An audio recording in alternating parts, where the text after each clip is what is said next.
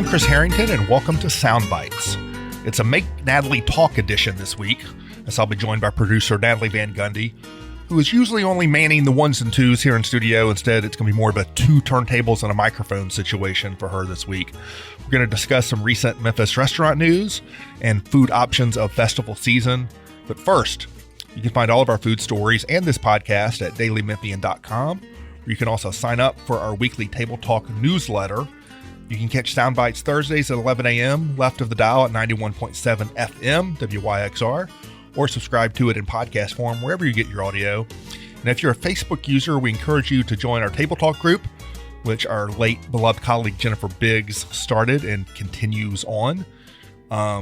Natalie, how's it going? Hey, I'm surprised you didn't call me the podcast gremlin. Podcast gremlin. You're gremlins, you're out into the fresh air. I can't remember in Gremlins what the fresh air does. Is it a fresh air thing, or is it just like after midnight and water and food? Is that just it? I remember the water. Yeah. It's been a while since I've seen that. There are no bad effects from speaking into microphones, so I think we're safe. We're safe on that front. How's it going? It's good. I'm excited to talk to you about stories we've written in fairs and festivals. So it is fair and fest season here in Memphis. We're going to get into that here in a little bit. But first, let's highlight some stuff that's been going on this week. We got a couple of some news on the downtown dining front. Hive Bagel Deli soft opened this week downtown. It's very exciting for us. Yeah, so I have not been there yet. So Sophia Surratt wrote about it for us initially. I have not been down there yet, although I did try, or I intended to. My wife and I went down to check out the new Tom Lee Park on Saturday morning, and as we parked sort of on the other side near where Hive is and walked past Hive as we were walking to the park. Right. And people were lined up down the street. It's not really surprising to me, though, because that area needed something like that. And they had already established a reputation for themselves before they had a storefront. No, it seems really smart in a lot of ways. Josh Steiner, to your point, is well known in Memphis as a chef previously, and then he had started the Hive Bagel thing as more of a takeout thing. And you find their bagels around town. I know JoJo's Espresso in Germantown carries them; other places do too. Mm-hmm. So he had built up some familiarity and built up a little bit, of an appetite for his stuff, so to speak. And then opens in a spot downtown where it does seem like a good spot for it. And so people were lined up down the street. So we were going to stop in, and then we're like, maybe we'll get it on the way back. But then he had a sign in the door saying, we're closing at 11 a.m. today. They're basically going to sell out, by then. And so we weren't going to be back up by 11. So we did not get to sample their wares this weekend. But I did notice a couple who walked out of Hive with their bag of food right as we were walking by. They kept on going down to the river like we did, and they brought their bagels and stuff down to Tom Lee Park. Great plan, and that's exactly what I would want to do too, especially on a day like Saturday when it was beautiful outside. And I think that I may be writing about Tom Lee Park a little bit later this week in the Daily Memphian, but to me, that relationship between the park and between stuff around it, like a Hive Bagels, like some of the coffee shops, like the farmer's market on Saturday, that if you can get that back and forth going between that kind of stuff, it's going to help both ends of it, right? Totally. And hopefully spur more restaurants and food coming up in that area, even though there should be some pretty nice food options at the park. Either they're there now or will be soon. You can get coffee, you can get pastries, you can get food trucky sandwich kind of stuff. You can get food and drink down in the park, but it's also like bring your own too. And so it's a really good sort of interaction potentially there. Yeah. Are you a bagel person? I love bagels, and in fact, my favorite, which I didn't plan on mentioning today, but it's Daniel Blanchard's, that pepper one that he does that we've had in the studio before. Yeah, it's basically a salt and pepper bagel, but it's a particular kind of salt. It's salt in particular. Telecherry is the pepper. Telecherry, that's right. And there's a particular, I think, is it Jameson? There's a particular brand of salt he uses. Yeah. So I did a little bagel reconnaissance on my travels this summer, because we went to New York and we went to Montreal. And I didn't know a year ago that Montreal was known for bagels. This was like new information for me. Yeah.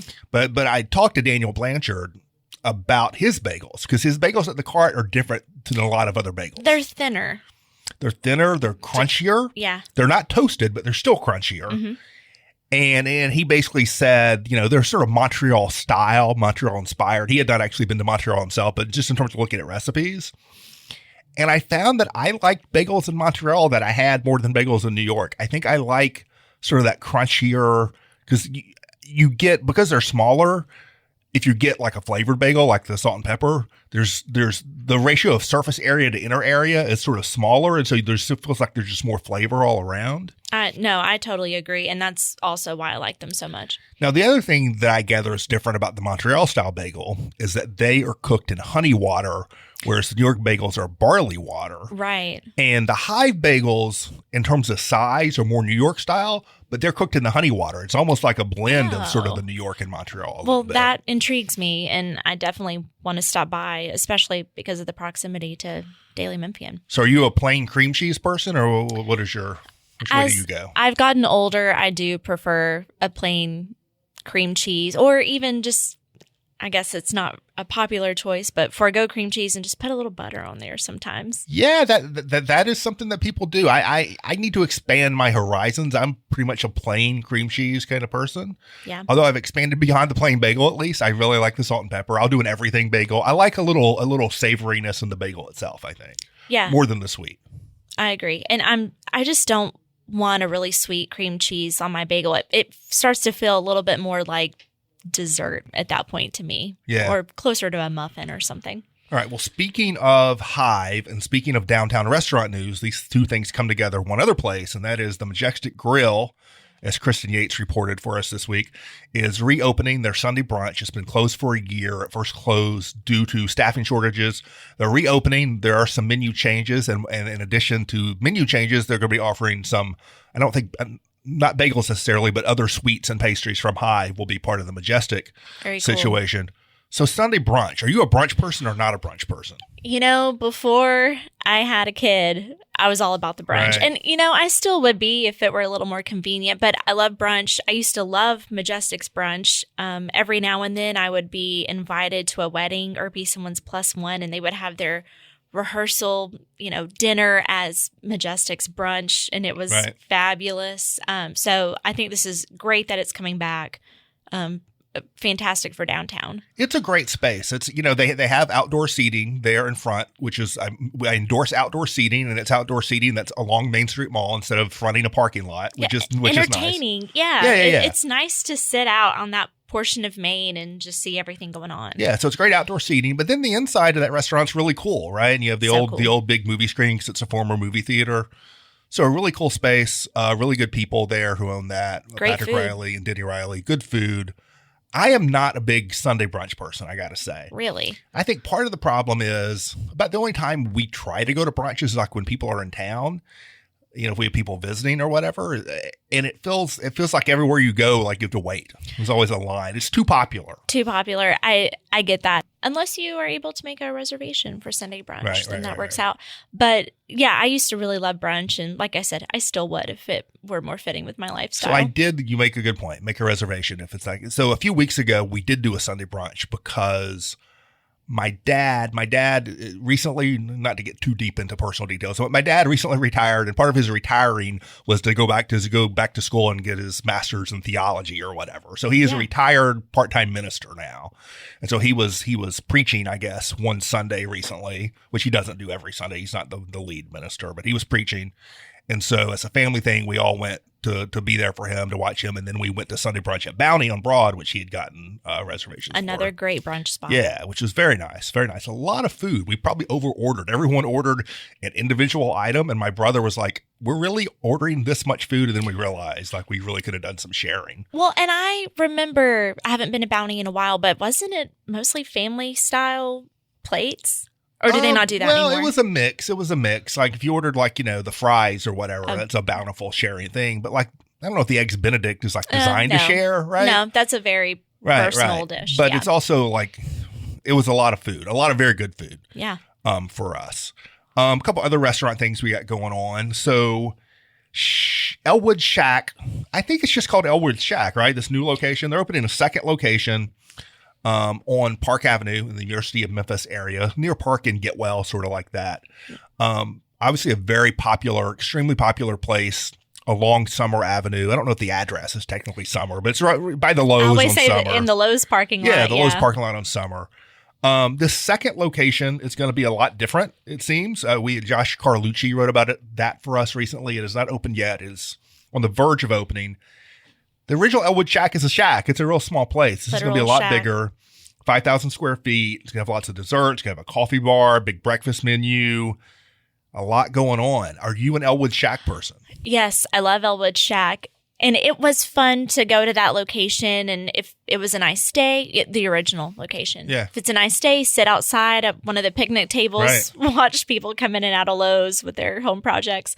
But this is going to be great, indoor seating that you're not worried if, well, depending on how popular they are, if you're going to be able to get a table. Right. The coffee bar, very exciting. That's not something that's at the Lowe's location, however we want to call that location. Right. I can't wait for this. And it is close to other places that are popular. Los Delicious is right over there. Same with Pete and Sam's. I think it's a great location for them. And I saw the pictures that we posted with the article. It looks like it's coming along great. No, I think it's a great addition to that University District, sort of that neighborhood. There, like you say, Pete and Sam's is there, and Los Delicious. There are other restaurants in the neighborhood.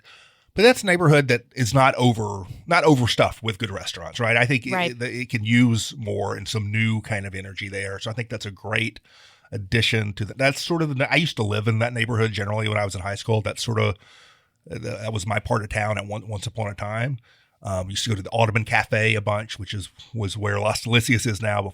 Earlier was the Audubon Cafe. I was just going to ask what has been in those locations over so time. The Los Delicious there, I don't know if immediately before, but when I was in high school, it was the Audubon Cafe, which was a meat and three Southern home cooking place. Classic. And then before that, it was a different meat and three Southern home cooking place called the Addams Family Restaurant. Oh. And I went to both of those quite a bit. Elwood Shack is one of those places that I'm sort of in a pattern here of like not going to places that are too crowded. But Elwood Shack is, every time I've eaten there, it's been great. But I find I just don't go there enough just because of the size of it, Yeah. And so I think, this place, the new one in terms of the size and in terms of the location, because although I don't live in that area anymore, my wife works at the university. My son goes to school on campus. So I spend a lot of time in the university area. So I'm excited about that. Our late friend Jennifer was a big fan of Elwood Shack, and I've not been there myself, but as I've seen, she is commemorated inside the restaurant in a mural.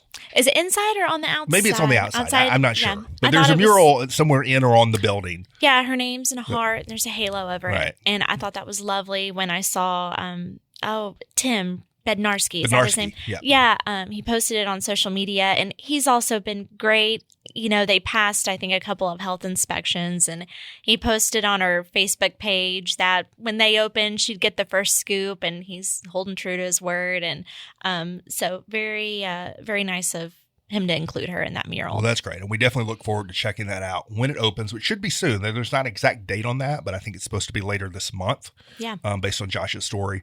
And one final sort of restaurant thing, something I wrote this week. I wrote about a newish, it's been open about 3 months, I think, a new Mexican restaurant on Summer Avenue. Not exactly a man bites dog story, new Mexican restaurant on Summer Avenue, but this one's a little bit different from any of the others. It's Lapa Lapa, and it's in a building that used to be a Waffle House. It's a new restaurant by the same person maybe, who owns La Guadalupana, which is one of the standard bearers of Mexican food on Summer Avenue. And so there's some similarities. The tables are sort of the same. The salsa tastes the same. I did not try any of the regular taco enchilada stuff. I only did the breakfast stuff. So I'm guessing the regular Mexican food fare will taste about the same. But this has a more expansive breakfast menu than La Guadalupana. As it should. Being in a former fitting the Waffle space. House. Yeah. And so to me, I'm sure there are other things like this, but it's the first I've seen where it's kind of a blend of good, authentic, Mexican restaurant with classic American greasy spoon diner. It sort of brings those two things together. And so you can sit at the counter like you would at a Waffle House and watch the short order cook, cooking away. And you can get, they have Mexican omelets, eggs dishes like huevos rancheros, breakfast burrito, chilaquiles, which you'll only find at Mexican restaurants. Mm-hmm. But you can get, rice and beans as your side, or you can get diner style hash browns. Why not both? Why not both? Yeah. And then they also have pancakes and stuff like that, which I didn't try. So are you a greasy spoon, sit at the counter, eat some hash browns, drink your basic coffee out of the white ceramic cup. Is that your vibe or not your vibe? It is. And I can't tell you why, because I normally don't like coffee like that, or, it's just something about in a place like that, the coffee could be too good, right? You want it like the plain white ceramic cup, that right? thick ceramic cup. Yeah. There's really more mug than space for coffee in this cup. But I'm all about that. I'm looking forward to going over there, having some breakfast, and exactly like I said, I'll get rice and beans and hash browns. It sounds like a great combo. You an omelet fan? Or you a scrambled egg like? My wife doesn't do omelets. She likes scrambles. I prefer an omelet over scramble, but really I just want a fried egg. But if I had to pick between scramble or omelet, I'm always going to go omelet. And yours looked pretty good in that picture. The omelets were very good. The huevos, of all the things I tried, the huevos rancheros, which was fine. I ate all of it. I wouldn't order that again probably. But the omelets, like those omelets were very good. And what I liked about it, I've been at some diners where you order omelet and you see them grab a picture of like the eggs that are already beaten up and they're pouring it out. When I ordered an omelet here, I could see the guy just pull out a carton of eggs and put out a bowl like you would in your home kitchen. And he's cracking the eggs into the bowl and whipping it up with a fork, and like I felt like I was in good hands, watching that action go down. I'd prefer that than watching it come out of a carton. Right, yeah. So that's some of our restaurant news here in Memphis this week. All good news. It's a great week for food news. So you're listening to Sound Bites here from the Daily Memphian. I'm Chris. I'm with Natalie this week. We're in the middle of fair and festival season here in Memphis. It's sort of the fall fair festival season. Maybe it's not technically fall, but it's the weather's kind of tricking us into feeling that way. Right. We want it, and so we've had Delta Fair out at the Agri Center just ended. Germantown Festival was this past weekend. Delta Fair's already over. I think it ended yesterday or as we speak. It just ended. Germantown Festival, Millington Goat Days were last weekend. As we talk, looking up ahead this weekend, we've got the Collierville Balloon Festival, the Cooper Young Festival, which is always massive, the Medical District Wellness Festival. Don't know a lot about that. Memphis Brew Fest, and then later on this month and into next month, the Mid-South Fair, which is down at Lander Center, which is a big one. Pink Palace Crafts Fair, Bartlett Festival, Mempho Music Festival, River Arts Festivals everywhere we go. Beer Fest will be coming up too. Yes. You were at Germantown Fest this weekend. I was at Germantown Fest. Well, I was exploring the new Tom Lee Park. You were at Germantown Festival. We need your fest report. What was the situation? All right. So it did seem like it was going to be a cool day. Cool as in not 100 degrees. Right. But then you go out there. Not cool like Fonzie. Maybe. Depends on who you are. But you go out there and there's no shade in that big field area where all the food is. And it felt just as hot. I mean, it was just a really hot day. But it was my son's first time going to something like this. He's, 2.5. So we really just went for the food and the kids' games. We didn't spend a lot of time with the vendors. It was a fun time, and lots of options for food, all overpriced and mostly delicious. What did you have? What did the family Van Gundy consume? All right, so we went into it wanting an authentic Pronto Pup. Okay, but at Germantown Fest they have party dogs. Party dog? I've never heard the phrase party dogs. It's the booth is set up with the same font and design as Pronto Pups. Like I know corn dog. But party dog? It's a generic Pronto Pup. And the biggest disappointment of the party dog is they don't offer like a foot long. Okay. They're all the small corn dogs. Okay. So am I right that corn dog is a generic term? Pronto Pup is a specific branded term. Pronto Pup is the brand. And when I knew we were going to talk about this, I did a tiny deep dive on the subject. So would you agree? Let's step back for a second. Would you agree? There's a difference between fair and festival food and like stadium food, right? I think the signature arena stadium food in Memphis is the barbecue nacho. I think the signature fair festival food in Memphis is the Pronto Pup. I agree, except for when you're talking about Memphis Tigers football games. Pronto Pups are there, and I get one almost every time. That's outdoors, right? It's outdoors. Yes. Pronto Pups are for outside. They are. Yeah. They're not an inside. I can't imagine how they would be an inside food, but yeah. Yeah. Okay. Very messy. So educate us on the Pronto Pup, because I will confess my true confessions here. Is that Usher? Who is that? My true confessions are I don't I'm not wise to the background of the Pronto Pup corn dog thing. I feel bad. I do honestly feel bad about this. I'm not really a Pronto Pup corn dog guy. I think partly it's I've developed an aversion to hot dogs as I've grown older, unless they're like fancy pets, artisanal, like home place pastures hot dogs. But my other thing, and to some degree, unless it's like really crispy and really hot, fresh out of the fryer, it almost like a carpeted hot dog to me, which is worse. But my real problem, hot dog. But my real problem is that, and this is, I acknowledge this is a personal failing, not a critique. My real problem is I don't like yellow mustard, French's yellow mustard. If I could get a fresh out of the fryer Pronto Pup that was slathered in some brown mustard, like stone ground mustard, I'd probably be more into it. Bring it in your pocket next time. Right. Yeah, that's a good point. I should do that.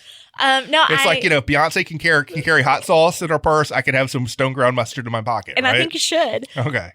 You've solved my problem. Yeah. I talked to friends when I told them I was doing this podcast about Pronto Pups, and one of them was like, they're good as long as they don't have mustard. And this was in a group text, and it was like you could hear the gasp through the phone. I feel you, Natalie's friend. I'm with you. I have your back. Well, I read a story that Jeff wrote for the CA back in 2016. It's our colleague, Jeff Calkins. Jeff Calkins, yes. And it looked like he worked at a Pronto Pup stand during the FedEx St. Jude Classic for this story. And he said, that the difference between a traditional corn dog and a Pronto Pup is that in a Pronto Pup, the batter is made with wheat and rice versus a traditional cornmeal from a corn dog. And that the hot dogs themselves, which this may or may not be appetizing to you, are a blend of beef and pork. No, this is sort of persuasive to me. More the first thing, like, because I feel like maybe the Pronto Pup is less carpeted than the corn dog.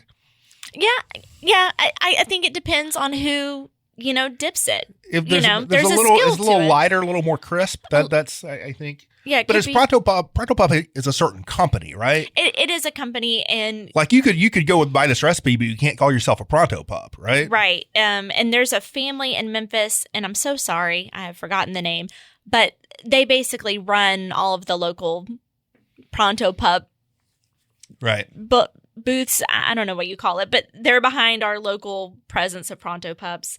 And they say that 99% of people who order a Pronto Pup get it with mustard. Yep. So you are an outlier there.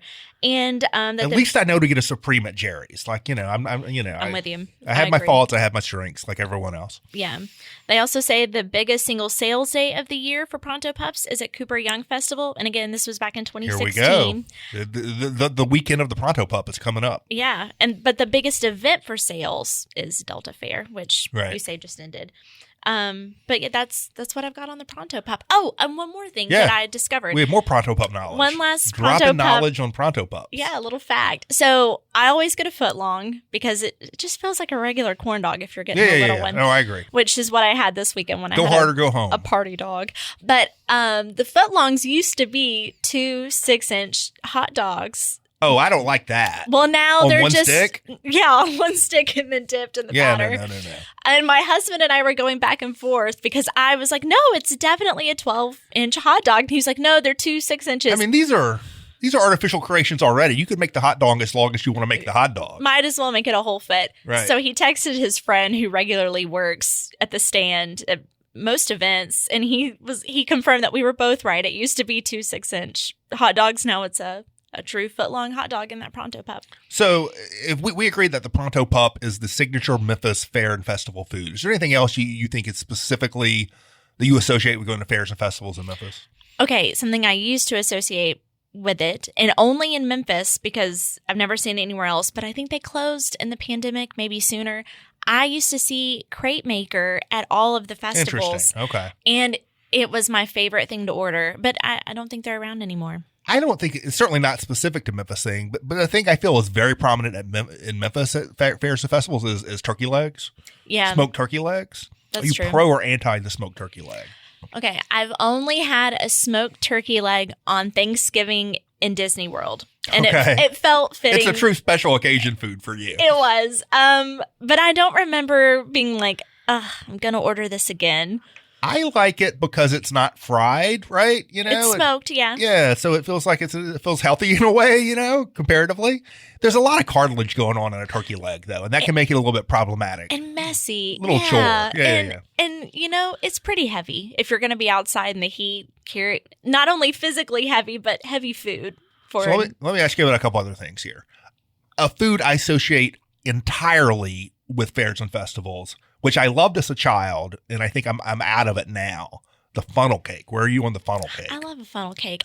It's not like I get that every time I go to a fair and festival. And also, I'm rarely at a fair or a festival. But I still think there's nothing wrong with some fried bread and powdered sugar. I think we're increasingly being cheated on the funnel cake front, though. I've realized that not all funnel cakes are cooked fresh with like the batter coming out of a funnel. Mm-hmm. Some of them are like pre-made things, and then they throw it in. I don't want that. I don't either. I've got to see the swirls hitting the oil. You need to do reconnaissance on your funnel cake trailer. You need to go walk up and see how these funnel cakes are coming out before you spend your money on a funnel cake. I got burned in a similar way at Germantown Fest. I'm not going to name names, but I waited in this long line for what I thought was fresh squeezed lemonade. It's $10 for a big glass. Then once you get it, some Kool-Aid packet stuff going on. It was country time. Right. And I'm it was such a bummer. But same thing. I should have done my homework. I should have looked, seen were there lemons in this booth. Right. If not, kept walking. So the other thing I've noticed more in the last few years is a lot of mac and cheese related fair food. Yeah. Where are you on that?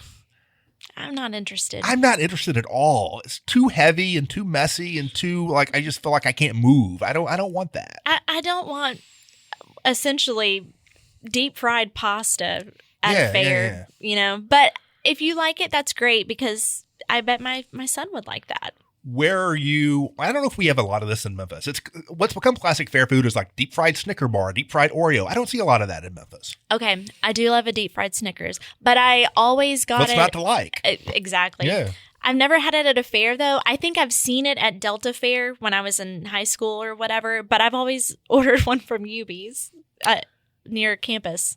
So I did a little bit of research on like just fair food, Googling and stuff. There are 3 things I've seen listed as common fair foods. I don't know if I've ever seen a Memphis as fair foods that I want to pound the table and get. Before I reveal mine, is there anything that you would like to see as fair food, festival food in Memphis that you don't see? Yeah.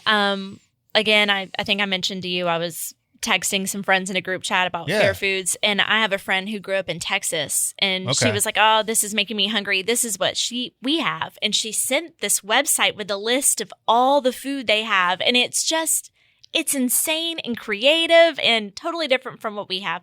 So what do you want? They had, and I don't know that I'd like it, but I like the idea of it. It was basically like Oreo churros, and it looks really good. This is one of my 3 things. So I found 3 things, and they're all 3 things you would find in 3 different regions of the country. And one of those is churros. Now, the Taco Cat food truck on Germantown Parkway, which I've written about, you can get churros rellenos, which is like little mini churros that are stuffed with some kind of cream, like in a little paper bag. Please, let's do this. Let me get a little bag of churros and walk around and snack on that at the fair. I love it. And, it doesn't even have to be Oreos. That's just what I saw on the list that made me hungry. But yeah, churros, I think, are a fantastic addition and almost like could be the cousin to the funnel cake. Yeah. So churros is one of my 3. Another one, which I'd never even heard of before. And then I said, apparently in Louisiana, you can get what they call bayou balls. I think I saw this on the Texas list. So the one I saw had 3 different varieties, and you get them all together, like one of each. And they'll look like little arancinis, little like deep fried like balls. But one would be a boudin, which is the rice sausage thing. And one was basically like a crab cake, but it was crawfish. I would love that. Yes. And the other was like some alligator thing, which I'm less interested in than the other 2. I'd try. But still. And put some remoulade kind of sauce on top. But the big one. Now, my wife is from Minnesota. The South has better food generally in terms of native food than the upper Midwest. We're better at cookouts than the upper Midwest. We're better at gas station food than the upper Midwest. For sure. We don't care as much about our fairs and festivals as they do. This is big time state fair territory up there. And the most common thing you'll find at the state fairs that we don't have here that I can tell is cheese curds. Get me cheese curds. That would be good. And I know I've said a lot about heavy food, but I would eat the cheese curds for sure. I want a bag of churros and a bag of cheese curds. I want to be walking around with some fresh squeezed lemonade is what I want. It's got to be fresh squeezed. Right. Yeah, and that's feels like has the potential to be a very portable item that perfect for sharing. These are our wishes for people out there listening. We're doubling down on the churros. Natalie and I want churros the next time we go to a festival or fair in Memphis. Maybe the festival powers that be will hear us and implement these changes for next year. All right. It's time for us to wrap up. Natalie, thanks for hopping on the microphone this week. You're welcome. The vocal cords do work. We have proven it. Thanks to everyone for listening. You can subscribe to this podcast, all of our other Daily Memphian pods, wherever you get your audio. Always find them on the site at dailymemphian.com. Sign up for our Table Talk newsletter, and we'll talk to you next time. See ya.